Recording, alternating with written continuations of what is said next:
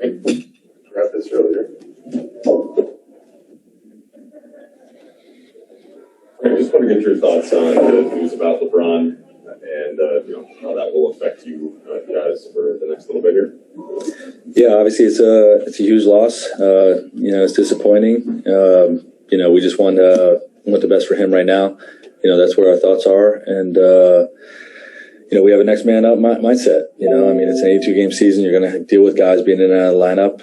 We've been out without him some already this season. I feel like we're further along with our cohesiveness now than we were the first time he went out with his ab strain. And you got to come in and compete and get a W tonight. Frank, there's some data on Russ and AD and kind of the minutes that they've been playing without LeBron. Just wondered what you saw and if they were able to build some of that up when he was out and how you expect those two to kind of keep growing together. Yeah, it wasn't great early, but like I said, I feel like we're different now than we were 3 weeks ago or whatever, a month ago, whenever that first time that he went out was, in terms of building our cohesiveness and, learning, those guys learning each other and us learning, the right ways to put those guys in position to succeed. So, hopefully we have more success this time around. And then, Frank, just specifically for Sacramento, and wanted to address Avery also being out and how that might affect things, plus with just how De'Aaron Fox was able to get into the paint and cause some problems there the last time he played. Yeah, Avery's one of our best containment guys. It's going to hurt to not have him out there. Hopefully his is not something significant. We'll have further evaluation with the thumb tomorrow. But we have depth at the wings with guys that we believe in. So those guys are going to have to step up. Containment will be a bigger priority. For those guys on the wings, guarding the 1s, 2s, and 3s, and they got to get the job done. Frank, what can you tell us about how you guys found out about LeBron's status and what the procedure will be like from here in terms of his whereabouts or where he needs to go, what he needs to do since entering the health and safety protocols? Yeah, we found out this morning that he was, going to be entering the health and safety protocols, and we arranged for him to get transportation back to LA safely. That's pretty much all I can say about it. Coach, I'm going to say, do you have a chance to speak with him? How's his spirits, and are you confident that with this vaccination that he's going to be okay? Yeah, well, we'll see. You never know with this. But I like to keep our conversations private, so I don't want to disclose that. And, hopefully this is something that's short term. We'll see.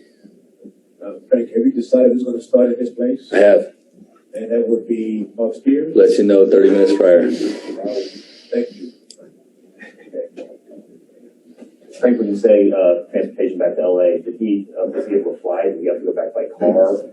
Yeah, just transportation back to LA. That's all we're going to say about it. You guys have, you said you feel like you guys are farther along in your cohesion than maybe some of these other stretches when you didn't have LeBron. What have been the markers that tell you that you might be better equipped to handle a stretch like this now than maybe earlier in the year? Well, I just think, as games go by, you have stretches where, your new players find success and the answers reveal themselves, or failures, quite frankly. Like, hey, we're running too much of this and, it's not working for us, but if we put them on, in a different, put certain guys in different situations, then they get more comfortable, in those, or these combinations haven't been good. So, we tweak the combination some, it's all part of the evaluation process of, that we feel really good about with our organization, straight up from the front office, down to, myself and our coaching staff. Just evaluating all these things, and there is a trial and error element to 11 new guys or 13 new guys, whatever you want to, however you want to count it. That's going to be expected with this part of the season, and you learn lessons in that early on, and you go away from things that aren't working, and you find things that do work for you. So hopefully we're further along than where we were a few weeks ago, but we'll see. Frank, LeBron's already missed half of the team's games before this.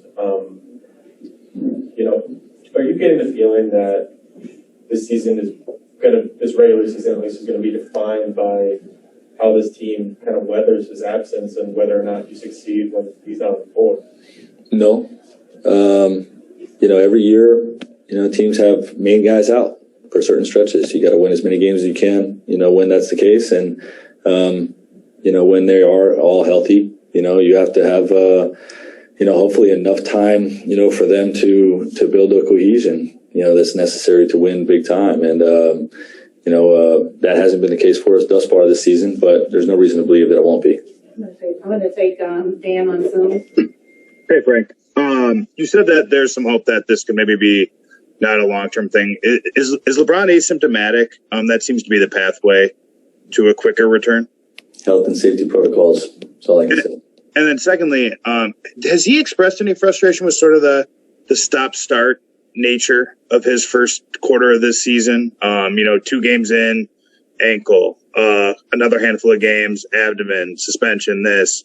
How has his rhythm been affected? It's something you really have to ask him. He's not directed that towards me or any frustration level, with me. Other than, we know that he wants to be in there every night, more than anybody in the league probably. So, I think it's just evident, but not something that he and I have talked about. So it's more of a question for him. We have time for 2 more. We'll take Bill, and then we'll follow up with Dave. Frank, you guys obviously were thrilled to be 100% vaccinated coming into the season. Removed a certain level, I think, of anxiety about the impact COVID could have on the season. Does the fact that it has entered your realm add to any anxiety around your group? I mean, do the procedures change around the team? Thanks, Dave. When you have a situation like this, I mean, are guys, does behavior need to change in response to something that's happening? No, everybody's doing everything they can to be in there, and this is one of those things that really is out of our control. You know what I mean? So you don't put too much thought into things that are out of your control. You focus on what you can control, and we got a group of guys that are capable of winning the game tonight, and that's where our focus is. Last question, Dave. The league has recommended booster shots to its teams. How has that message been relayed from you or anyone else in a leadership position with the Lakers to the players? Yeah, we met early in the season, or right around the day or two of that league recommendation. With Rob Pelinka and myself and our medical team. Dr. Vogel, Dr. Annabelle, just to encourage and recommend the booster shot and the values that come with it. Thanks, Coach. Okay.